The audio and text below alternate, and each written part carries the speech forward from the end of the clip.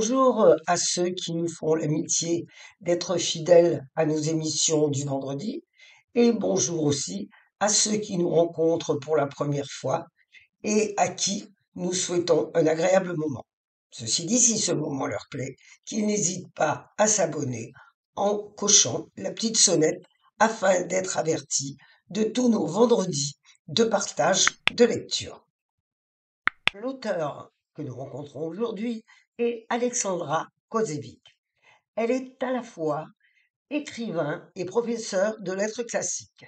Elle est née à Caen en 1976 et elle est d'origine ukrainienne. Son roman, L'archiviste, paraît aux Forges de Vulcain en août 2022.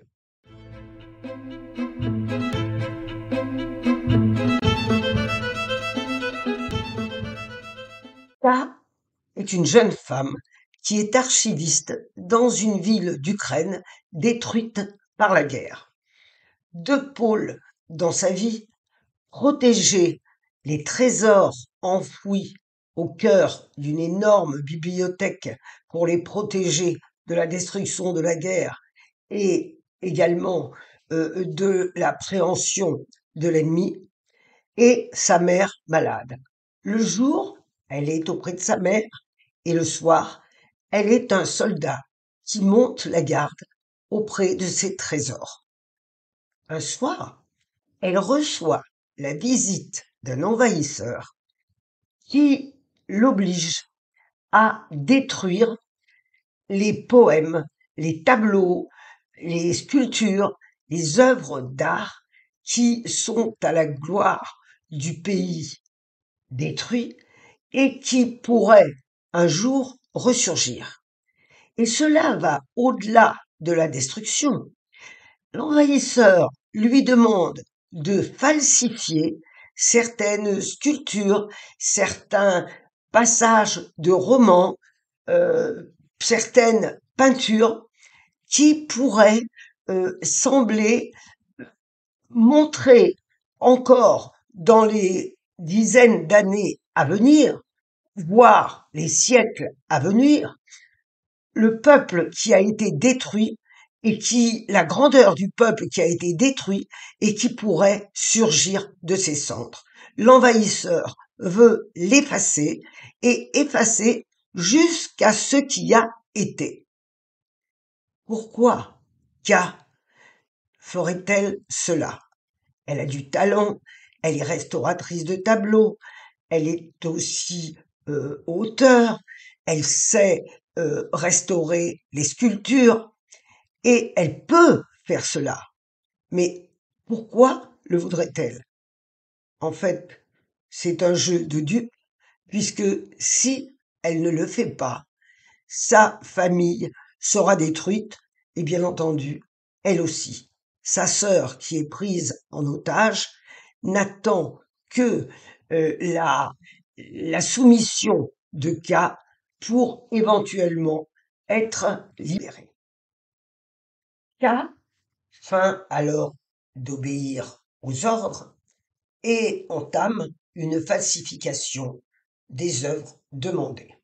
Cependant, sous une soumission apparente, elle glisse dans chacune de ces falsifications un petit détail qui se passera tout à fait inaperçu aux yeux de l'ennemi, mais qui, des années plus tard, pour celui qui aura conservé une part de l'âme de son peuple, saura l'aider à retrouver et à rétablir cette falsification.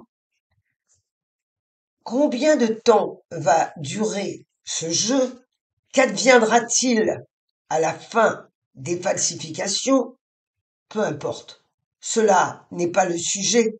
Ce qui importe, c'est l'espoir de survie d'un peuple malgré l'envahisseur et la survivance de son art malgré la barbarie.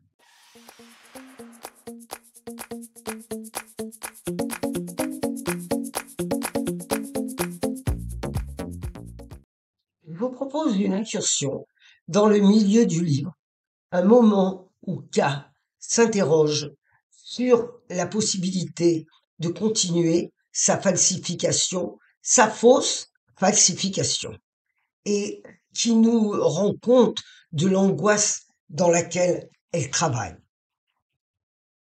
Un bruit fit sursauter K. On farfouillait dans le salon.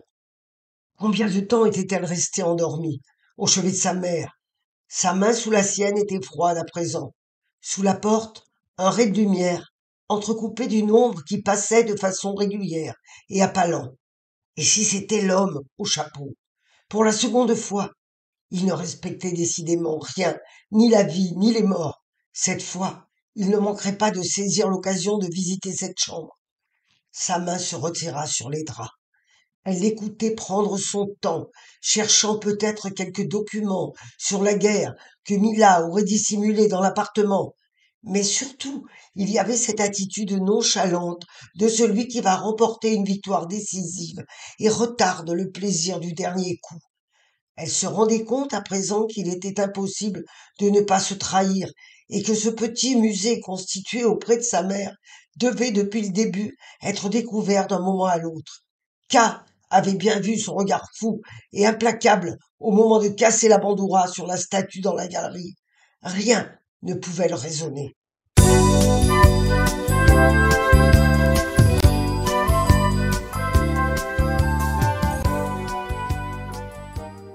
Malgré une apparente noirceur, ce livre est un livre d'espoir.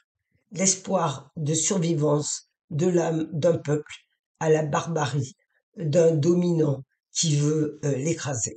Certains aspects font penser d'ailleurs aux poèmes des surréalistes pendant la guerre de 40 qui, au nez et à la barbe de l'occupant, célébraient la grandeur et la victoire de la France. Donc, un livre à lire avec un certain recul et une émotion, et surtout qui nous permet d'entrer dans l'histoire de l'Ukraine. Si vous ouvrez la porte de cette bibliothèque où ils sont cachés tous les trésors, ne la refermez pas pour permettre aux autres peuples de découvrir les merveilles qui s'y cachent encore. En attendant notre prochain rendez-vous, je vous souhaite de très belles semaines et je vous dis en tout cas à très bientôt. Portez-vous bien, prenez soin de vous. Au revoir.